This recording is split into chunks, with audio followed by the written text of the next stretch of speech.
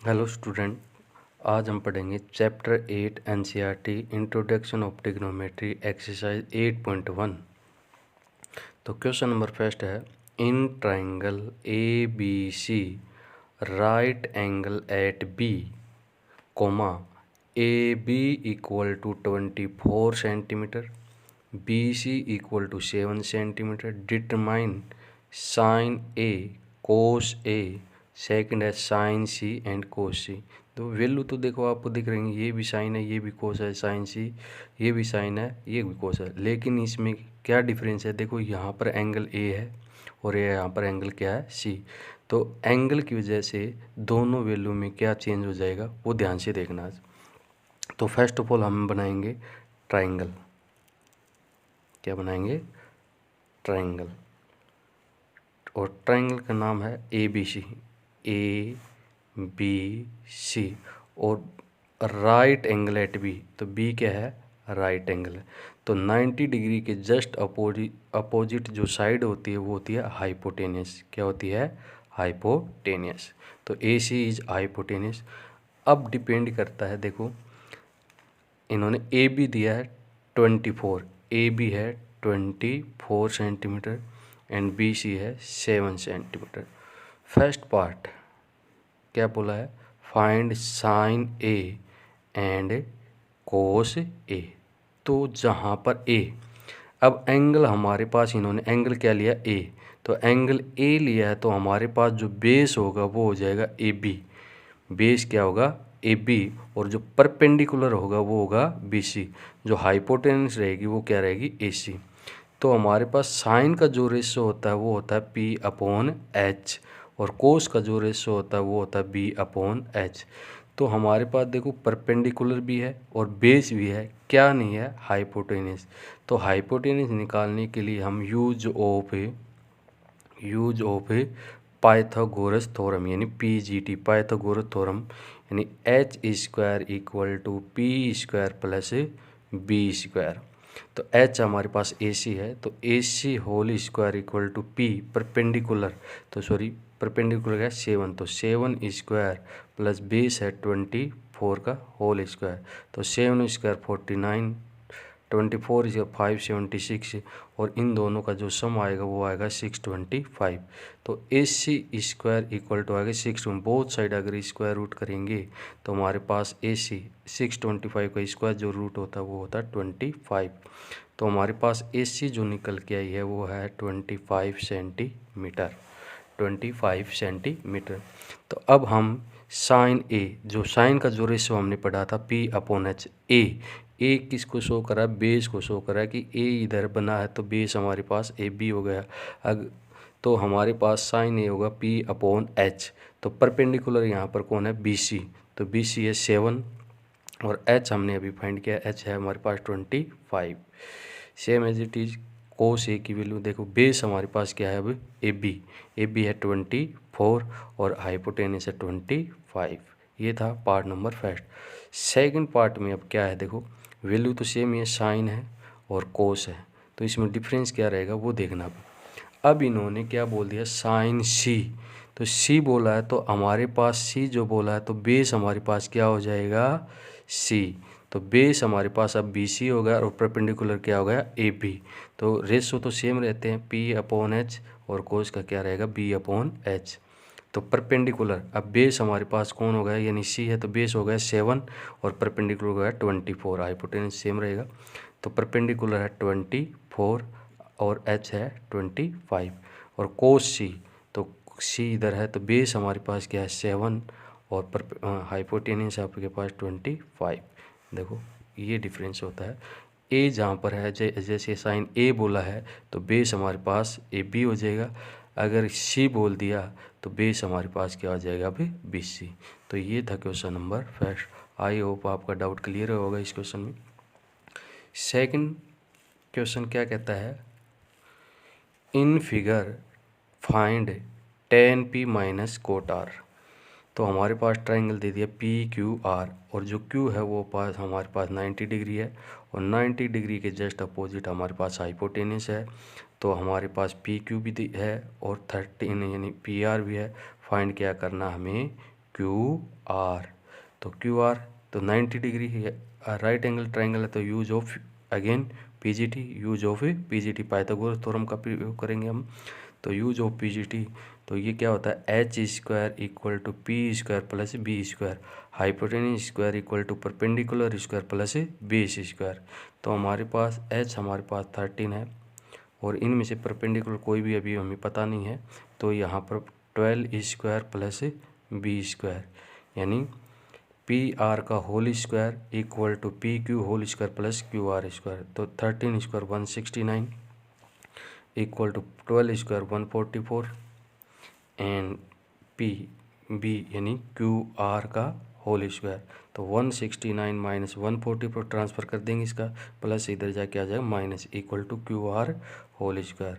ये हमारे पास 25 आ गया और क्यू आर का होल स्क्वायर, और बहुत साइड एक स्क्वायर रूट करते हैं तो क्यू आर इक्वल टू हमारे पास आएगा 5 सेंटीमीटर।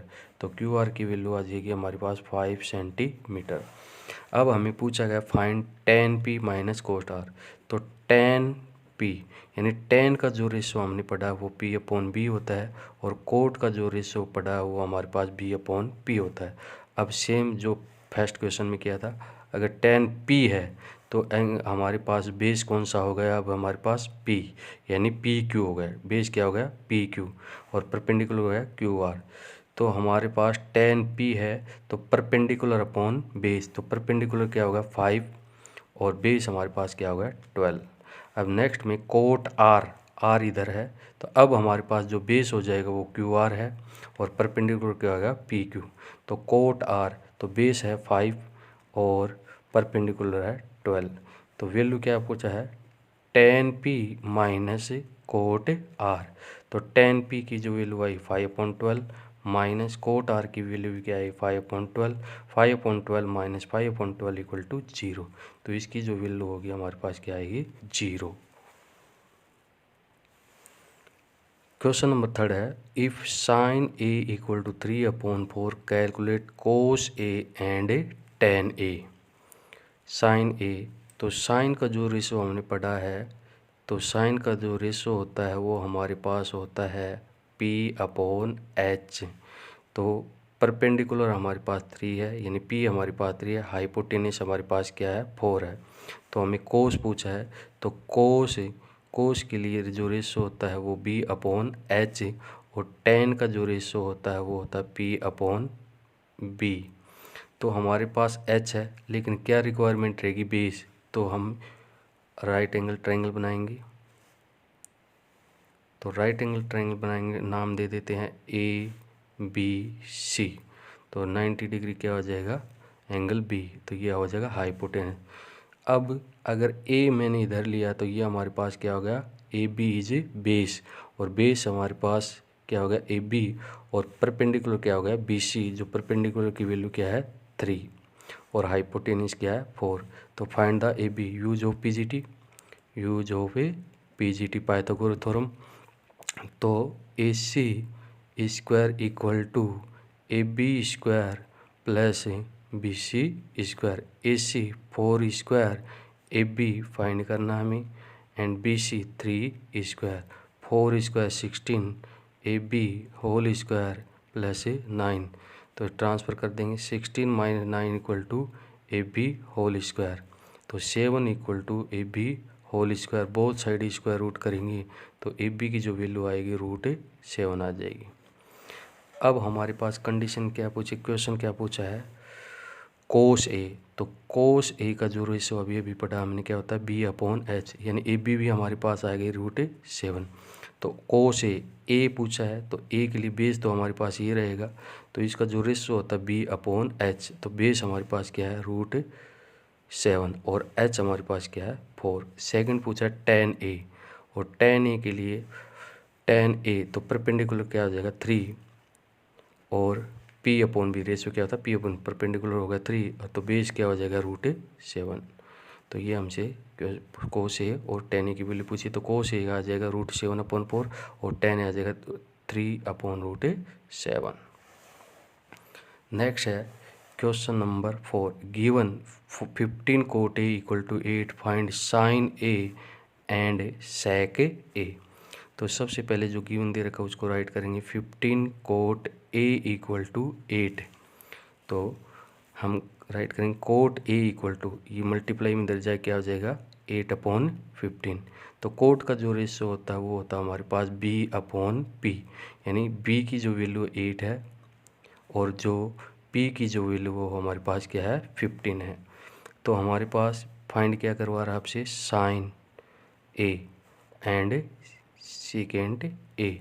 साइन ए का जो रेशो होता है वो होता है P/H, सेक का जो रेशो होता है वो हमारे पास होता है H/B। तो हमारे पास क्या किस चीज़ की रिक्वायरमेंट चाहिएगी हमें, देखो यहाँ पे बेस भी है, परपेंडिकुलर भी है, B और P है, लेकिन क्या नहीं है H। तो H के लिए हम एक राइट एंगल ट्रायंगल बनाएंगे और राइट एंगल ट्रायंगल बना के हम H फाइंड करेंगे यूज ऑफ पाइथागोरस थ्योरम। ये दे देंगे A, ये B और ये C। B को हम क्या लेंगे 90 डिग्री, ये राइट एंगल, ये हमारे पास क्या हो जाएगा हाइपोटेनस।